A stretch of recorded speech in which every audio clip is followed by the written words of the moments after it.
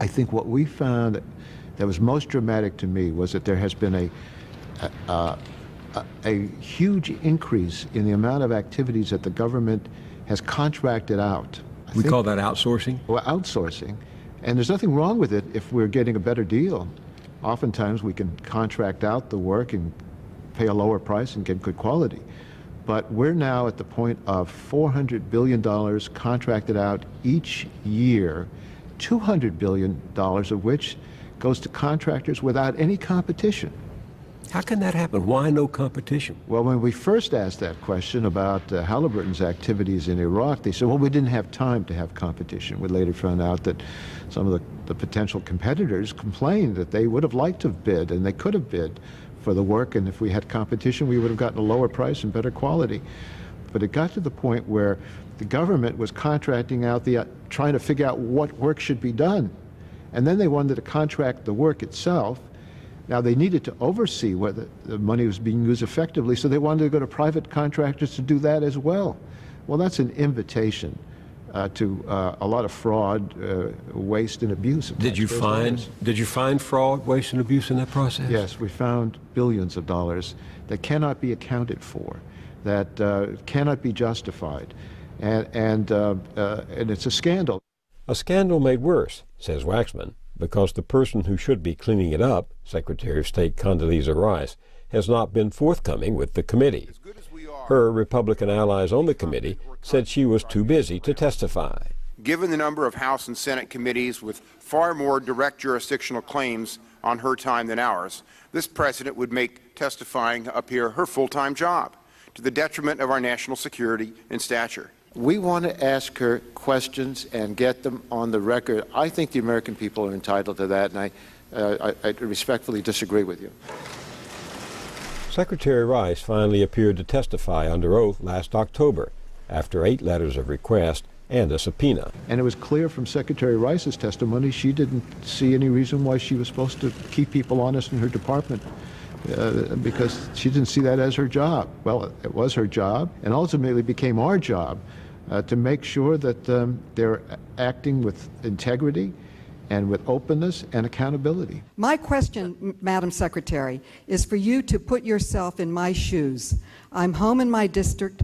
I'm standing in front of a town hall meeting of hard-working American men and women who are paying their taxes. Many of them punch a clock for their time. They're accountable for their time and for their money. And how do I explain that the IG says that $1.2 billion is missing that was supposed to train the police, the most critical of our missions to help stand up?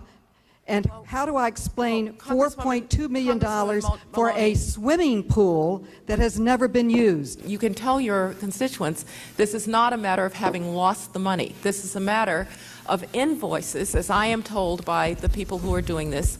This is a matter of invoices and records that were not solid enough for us to be confident that the goods and services were being billed properly. This was a Department of State audit of its own procedures that came under new management because there were problems in the Bureau of I&L. And that's very often the case with many of the things that have been mentioned here.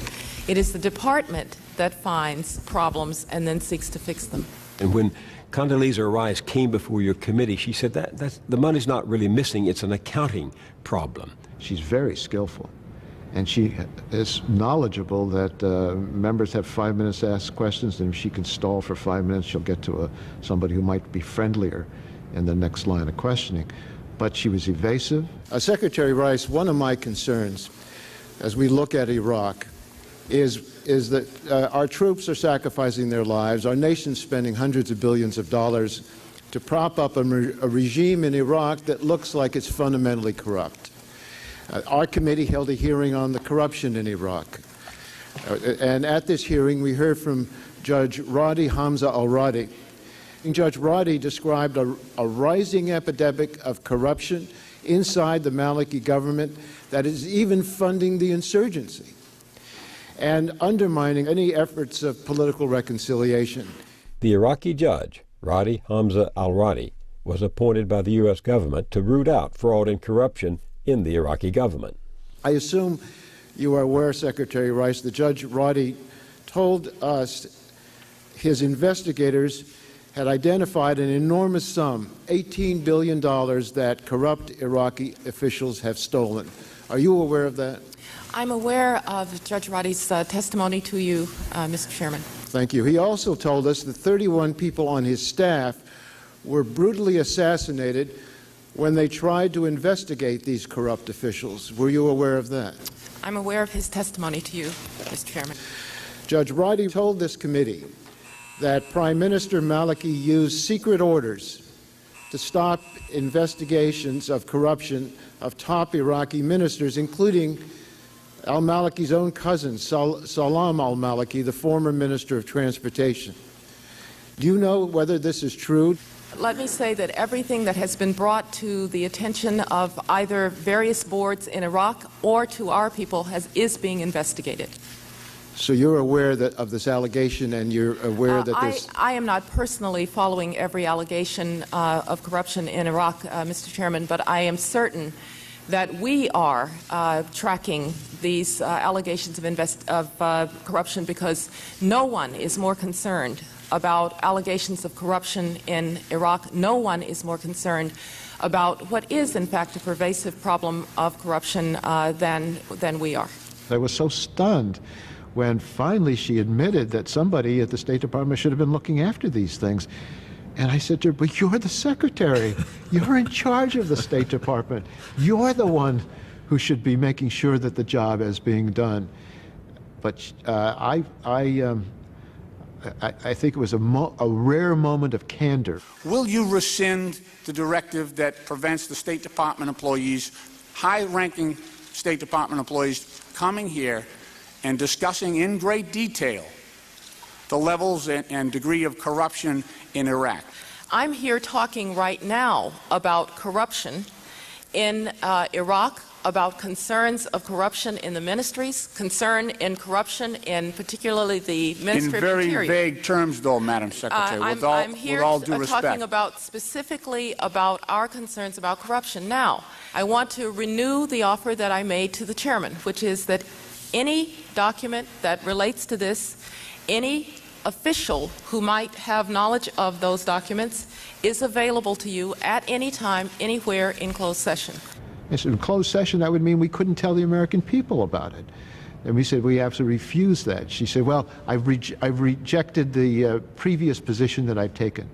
Yet we didn't get any further cooperation from the State Department, but she acted as if she understood what we had to say and she was going to change things. And then, of course, she didn't change it at all. You pressed her hard on that. We did press her hard on it because, after all, we're fighting in Iraq to sustain that government.